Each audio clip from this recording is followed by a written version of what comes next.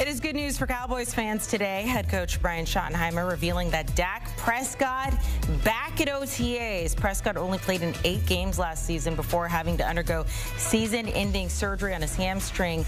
Cowboys finished just 7-10 on the season. Here's more from Coach on QB1.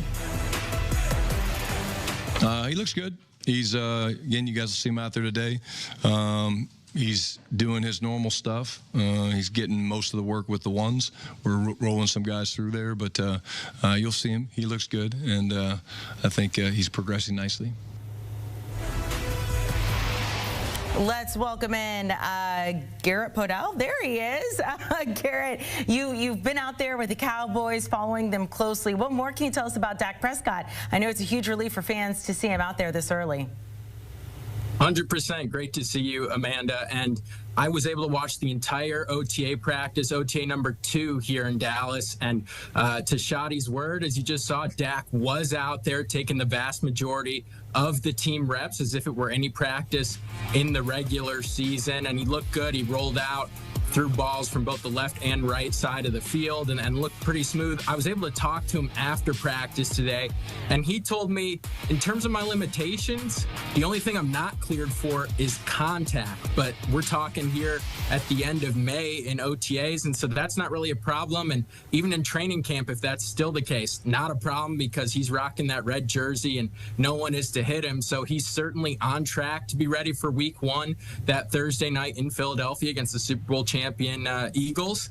And he looked pretty smooth today, rolling out and doing everything that you would expect him to. And he's fired up to be out there. At the beginning of practice, when they were running into stretching and doing that, he was waving his arm to fire up and get his teammates to run as if he were a third base coach. So he's thrilled to be out there, and credited getting his offseason started early because of the injury happening in week 9 is the reason for why he's pretty much ready to roll in terms of throwing the football at this time in the offseason program. We're going to start getting viral videos of that arm twist, just like his hip twist, I'm sure. Talk to us about, look, he has a new weapon on offense, and George Pickens making the trade for him. We know CeeDee Lamb has been very optimistic about him, saying we're both ones right now. There's not a 1 and a 2. Micah Parsons even joking around on social media that CeeDee Lamb has a new best friend, and he's been kicked to the curb. Schottenheimer, Shotty, as we do call him, seems to be optimistic as well. Why is he fitting in so well to this offense so far? I think George Pickens is fitting in really well because he's just arms wide open and ready to learn. Shotty told us today in his press conference that what's impressed him the most about George Pickens is in the meeting room, his willingness to write copious amounts of notes and ask questions and just be a sponge. When talking to CeeDee Lamb today after practice, he kind of likened George Pickens' acclamation of the Cowboys like his own when he was a rookie, and now 5-time Pro Bowl wide receiver Amari Cooper was on the team and sort of the OG in the wide receiver room. Lamb acknowledged he's kind of that OG now himself in the receiver room, entering his 6th NFL season in 2025. And he said Pickens has asked a bunch of questions, and he's been happy to help him. I was able to talk to Pickens himself today as well, and he said one of the things he's already picked up from Lamb is just his footwork and technique, running intermediate routes over the middle of the field. I had a story on CBSSports.com that came out yesterday kind of about how their games complement each other, because the Steelers, they asked him to be this deep threat down the sidelines, and then Lamb's heat map, it's kind of in the middle of the field. And so stylistically, they can complement each other, and Pickens is already picking Lamb's brain in terms of how he can improve even in some of the finer route running points. And he did have his first catch, at least to media today, from Dak Prescott. He's wearing number 13. He caught a short little wide receiver screen to the left side of the field near the tail end of team drills. So catch number 1 for George Pickens in a Cowboys uniform is in the books. And Dak said to me also about getting both of them involved that, look, there might be some games where it's CDs, some games where it's Pickens, but he said both guys are happy with that because they know they want to win. And so Dak's really excited about kind of the winning that they can do as a trio, Pickens, Lamb, and himself. You're there, you're talking to players. What do we need to know about the Micah Parsons situation when it comes to his contract? You've been following this so closely for so long now. Look, every analyst we talked to, we asked, what do the Cowboys need to do this season? They said, get Micah Parsons done. He wants to be the highest paid non-quarterback in the league. Is he showing up to OTAs? Are they any closer to getting that done maybe before the season starts? Well, the answer to your question, Amanda, is he showing up to OTAs, is both yes and no. Because Shoddy told us today that Micah was in the building yesterday for the first OTA practice, and the two of them, Schottenheimer and Parsons, did have lunch. But today, the second OTA practice and the first one that was open to media viewing, Parsons was not here.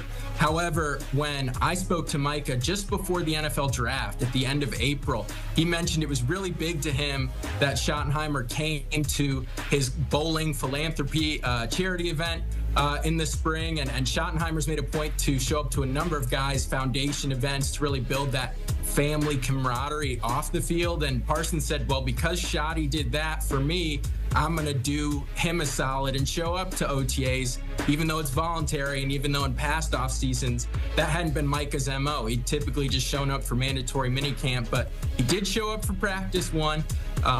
Wasn't here today, but he should be here pretty regularly throughout the offseason. That was at least what Schottenheimer conveyed to us. And in terms of when his contract could get done, Micah has urgency on that. When I spoke to him at the end of April, he told me that he wants to get it done, and he thinks it's incredibly important to get done before training camp in July so that he doesn't have to resort to a holdout. Now, the Cowboys did go through with a CeeDee Lamb holdout this past offseason, and he missed the offseason program and training camp. And early on in the season, him and Dak weren't quite on the same page, and he pointed to training camp and missing that and the OTAs as a big factor in that. I asked CD today, how big is it for you to be here at the start of the offseason program now instead of last year when you missed? And he said it's night and day, and Dak echoed a similar sentiment. So I would say that Micah will be here intermittently, and that the countdown clock, because the Dallas really operates on deadlines when it comes to contracts, that training camp in July would be my